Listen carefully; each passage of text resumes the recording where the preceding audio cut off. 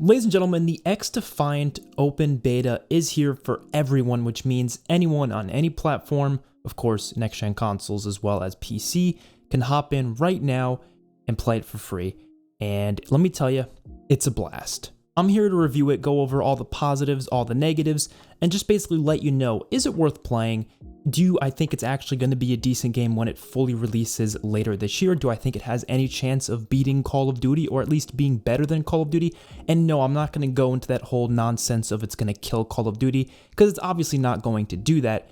But the better question is it better than Call of Duty? Is it more enjoyable? And of course it's going to be subjective, but I'm still going to be talking about that as well. So starting off with the positives, first thing I want to mention is the time to kill, which I think is absolutely perfect. I'd probably compare it to something like a Black Ops 4 time to kill, and I don't know if it's exactly on that level, but it just feels that way, and it's really great. It rewards good aim, it rewards good movement skill, and it encourages rushing, and I think it just makes every gunfight in this game really enjoyable. You never feel like you lost a gunfight unfairly. Of course, there's other aspects of the game that are a bit unfair, but in terms of the gunfights themselves, when you're using normal guns, I think it is very, very fair, and I never feel like someone killed me just because they were camping or just because I was being too stupid and rushing or something. I never felt like I was at a disadvantage for doing that, which helps the pacing of this game quite a bit, which is a huge thing. The game is really fast-paced, and yes, I would say much faster than some of the recent COD games. And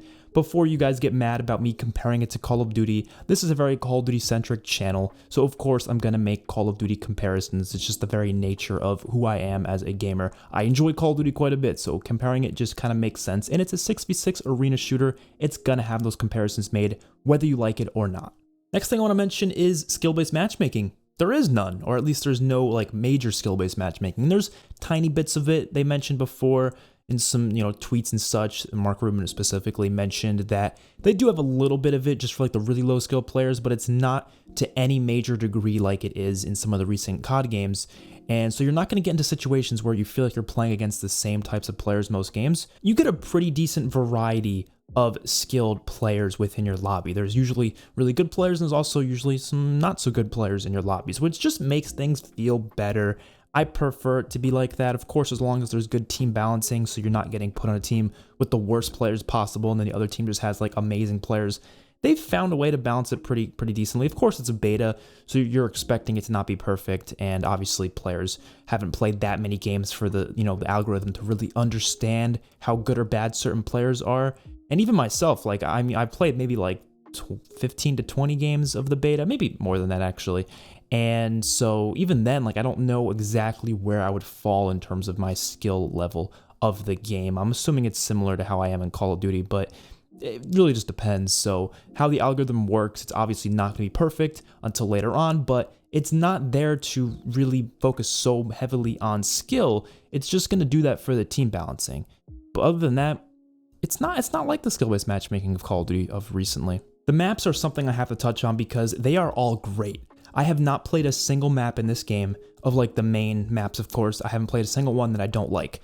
There are a couple of these escort maps for the escort game mode, and I'm not really a big fan of that mode, to be honest. It's not anything against like how it's designed. It's just a matter of it's just not for me, really.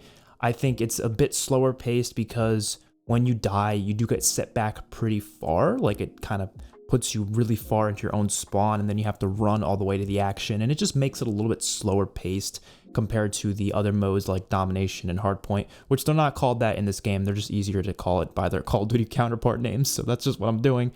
But don't really like those maps too much just because of the mode in general. But when it comes to the main maps for the main portion of the game, they're all great. There's not a single one I dislike. You have maps like Arena, Noodleplex, Liberty, Emporium, Showtime, Mayday, Atika Heights, and there's a couple others as well.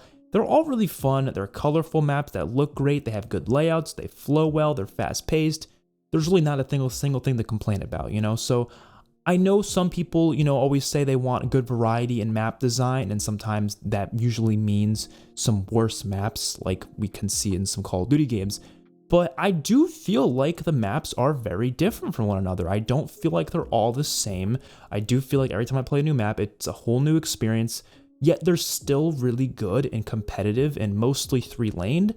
So I think that proves to you that yes, you can make the maps all have that style while still being completely different layouts and feeling completely different from one another. But they're all really good. Like I said, I haven't had a single issue with any of the maps, and I've played on all of them at least once. I think there might have been one I didn't get to play on yet, but that's just because there's a decent amount of maps even just in the beta. So it's, it's not impossible to just never get a map show up, at least for a little bit. But I'm going to be, of course, playing more of the beta over the next few days. And then, of course, when the game fully releases, and I'll probably get a better idea of the maps. But for now, I'm loving them. Now let's talk about the gunsmith system. And now I'm not a big fan of the gunsmith system from Call of Duty. And it's not that I don't like the idea of having 5 attachments, because I do. I like that. You more options, of course. But the way it affected the rest of the created class system, I've just never been a fan of. And I think a lot of times, especially in like the newest Call of Duty Modern Warfare 2, the attachments, like the trade-offs, they just too unbalanced. There's so many attachments that decrease your movement speed in Modern Warfare 2, or like it's either ADS speed or movement speed or whatever.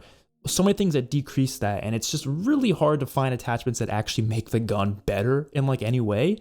But this game, just looking at the gunsmith, just even going through it without even testing them, just based on the statistics they show, I can definitely see good balance here, to the point where I do have a really hard choice choosing which attachment to use, but most of them do seem like they will make the gun better. Of course, there's little trade-offs, so they'll make the gun a little bit worse in some aspects, but it's not like destroying the weapon in any way, shape, or form. And I've actually had a lot of fun with messing with the different attachments that you have available there.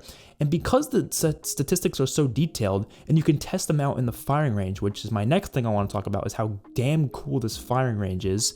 Because you have all of this, it's just an unbeatable system. It's perfect in my opinion. Like, you have so many options, and then you can just test them out. You don't even need to watch YouTube videos on the best class setups. You can just literally test them yourself, and it's a lot of fun doing that. It's not something, and you have in the newest Call of Duty, because they don't really give you enough information to understand what's going on with the created class. I don't have time. I don't know. I have to watch a video on it, and that's not the end of the world. I don't mind doing that, but obviously, the average person is not going to want to do that, and I think having this here, it's just endless, and I think it's just more balanced as well. I think the attachments are more balanced, and I like that a lot.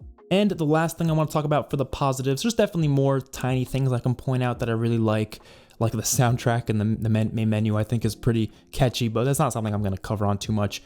The specialists I want to talk about. Now, specialists have always been a thing in Call of Duty that I've never been too crazy about for a lot of reasons, and I have some negatives to say about them later as well, but just the general concept of specialists I do like. I just think they need to be reworked in a way to where they're fair, and I'm going to talk about them, the negatives of course, but the one aspect I really love about them, obviously other than the aspect of having all these cool different abilities and gadgets, is how the specialist characters themselves are like different groups from different Ubisoft games. Like, for example, the Libertad from Far Cry 6 is one of the available groups within this game. And then, of course, you also have DedSec from Watch Dogs, which I think that's freaking amazing. Like, that is some cool stuff that you don't really see from games, because, of course, they usually have their own storyline with their own thing going on.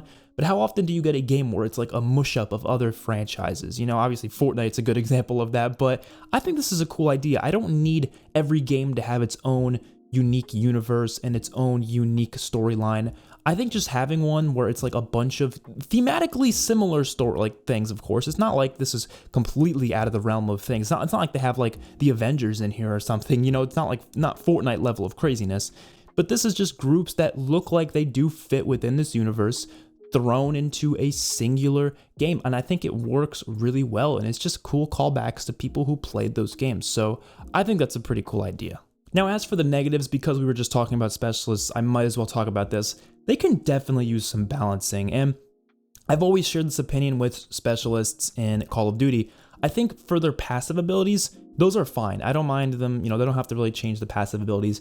But when it comes to their actual attack weapons, the things that can kill people instantly, I kind of would prefer if those were score streaks, right? And I know this game, them introducing score streaks would be kind of iffy, because a lot of people would call it a Call of Duty ripoff, because I think kill streaks and score streaks, it's one of the main things that makes Call of Duty unique. But I don't think this is the same idea as having a full kill streak system with a UAV and such. This is just one aspect, one part of the specialist that could be a score streak rather than something that just, you get no matter what, right? because you obviously get your abilities pretty frequently in this game. But as for the Ultra, which is what they call like the main thing, which usually is sometimes a weapon, and those are the ones that are really, really powerful and can just insta-kill you. And a lot of the time, it's annoying to die by the same way it was annoying to die by them in literally any other Call of Duty game that had specialists. If they made those ultras score streaks, like let's say the one where you get to put on those sonar goggles and take out that really powerful pistol, let's say that was like an, I don't know, 700 score streak, maybe nothing crazy, but you have to get 7 kills or a couple captures and like 5 kills, whatever it may be. And that is how you earn that. So you can work up towards that. But then your ability, you just get no matter what all the time anyways. I wouldn't mind that. I don't mind how it is now either, but I just think they need to either nerf them a little bit or just make them so they're not as annoying to get killed by. I don't know. But they don't happen that frequently. You get them like maybe once or twice a game. Your abilities you get more frequently, but for like the main thing, the main ultra, you get it maybe once or twice a match. So it's not like the end of the world when you do die by it, because I don't think it happens that often. But it's just a negative because I do think sometimes it could mess with my enjoyment of the game every now and then. And one of the abilities specifically for the Libertad, I think it's called the like BioVita boost or something, one of the abilities, it is so OP compared to like most other things in the game, most other abilities, to the point where I just usually use that ability because it's just so useful to heal yourself on the spot, especially in a game with this type of time to kill. So I don't know what they can do about that, but that definitely needs to be changed because even in my lobbies, most people use that same exact ability as well, and they don't want to use like anything else. I normally use medic stuff in COD games anyways. Like if there's any medic specialist, I'm always using them anyways, but I feel like it makes it kind of unbalanced when like literally everyone's using that. Another negative is not really like a negative for the game itself. It's just more so when you compare it to Call of Duty, which yes, like I said, I'm going to do that a lot. It's not as smooth as Call of Duty. And obviously going from COD to this, it really does feel a lot clunkier. I don't think this game in and of itself is that clunky though. I do think it's perfectly okay. It's just Call of Duty is so well polished. No matter how many bugs, glitches, and problems those games have, it's always been so well polished and it's just so smooth and everything looks so crisp. And I don't really care about graphics and such, so that's not really what I'm talking about. It's just in terms of how it feels to move around, how it feels to shoot people. That always has felt better in Call of Duty. And no matter how much I think this game is actually better designed than Modern Warfare 2, it's not going to change the fact that the average person is not going to like how this game feels and they're automatically going to jump back to Modern Warfare 2 just to get that smoothness. And I'm not the type of person who's just going to do that, obviously. I still enjoy playing this game even for how it feels. But going back and forth from COD to this, it does kind of feel jarring. And I see a lot of people saying the same thing on Twitter. For people who are very frequently playing Call of Duty, it does feel jarring jumping to this game. I don't know what they can do about that because I do feel like it's kind of just how the game is built to feel like. I don't think it's that bad though. Like I said, if I play any other FPS, sometimes this happens as well. Even Battlefield, which I think is a pretty smooth game, sometimes feels just not as smooth as COD and I'm just like automatically turned off by it. But that's just the nature of how first-person shooters are. They're not all going to feel like Call of Duty, and that's okay. So I don't think this is a huge negative. It's just something that if you're a big fan of Call of Duty and you continuously play COD, you might not like how this game feels. And the last thing I want to mention for the negatives is the iron sights on most of the guns are not very good. Now, this isn't a big problem because you could just use a sight like a red dot sight, but at the same time, it would be nice to have some guns where I would want to use the iron sights. I just never do though. Like I literally use a red dot sight on every gun because I just don't like how the iron sights look. They're not clean. You know, a lot of Call of Duty guns are pretty clean with their iron sights. These ones are not very easy to look out of, and it makes it really hard to actually aim and shoot at people. So I just put red dot on like everything. That's just how this game has been for me so far. And now let's finish off talking about the idea of this being better than in Call of Duty, because that's a big conversation going around the Call of Duty community right now. A lot of people are saying, oh, it's not going to kill Call of Duty. I agree, it's not. But does it have potential to be better? In a lot of ways, yes. Not the whole franchise, though, but certain aspects of recent Call of Duty, yeah, I can see people preferring this over that. And myself included. I mean, my time on this beta, as well as the prior betas and alphas for this game, which I played every single one of them, I've enjoyed my time on those more than I have for Modern Warfare 2's multiplayer in its entirety. And that doesn't extend to all Call of Duties. Obviously, I love Cold War, and I would much rather play Cold War over this. but I do still think this has a place, and I do still think it is a game that a lot of people are going to prefer to play just because of the more skill-based focused approach that this game has, where skill matters way more than it would in a recent Call of Duty title. And that's not going to appeal to everybody though. Like, that only appeals to certain players. Most players are very casual. We know that. Most players do not care about having, the game be all about skill and be all competitive. Most players just want to jump in, shoot some cool guns, and that's it. That is what Call of Duty mostly appeals to. So yes, most people are going to continue to play Call of Duty, and that's it. Most people don't even know about XDefiant.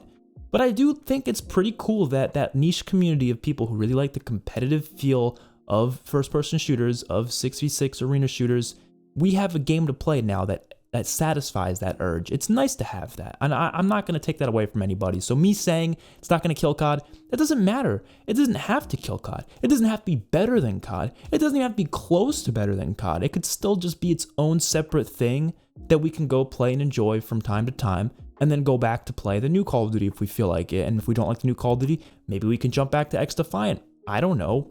It's interesting because it's going to come out this fall, I believe. That's when this game is supposed to release fully, and it's going to be free to play. So it is going to be a nice alternative for people who don't maybe want to play Modern Warfare 3. If they don't enjoy the new COD, they can go play this, or they can play both, which is what I'm probably going to end up doing. And so that's fine. I don't really see the problem. I think people kind of acting like you have to choose between them is a little bit stupid. I think comparing them is completely okay. That's what I've been doing this whole video.